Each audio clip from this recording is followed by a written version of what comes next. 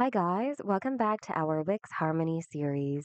Want to learn to hide your header or footer on the Wix Harmony editor? Here's how you can do it. Go to your header or footer, right-click on an empty area on it, and you should see an option to hide it. Click on it, and your header or footer should successfully be hidden. You will also notice this pop up over here. This is your layers panel, and you can access it by clicking the layers button here on the lower left. If in case you'd like to make your footer or header visible again, all you have to do is just open the layers panel by clicking the layers button.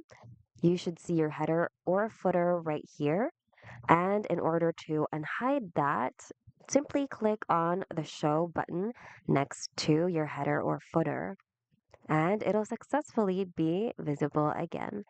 So that's it. That's how you either hide or show your header or footer on the Wix Harmony editor.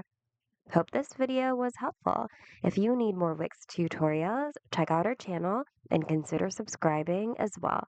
Thanks for watching and see you guys in the next video.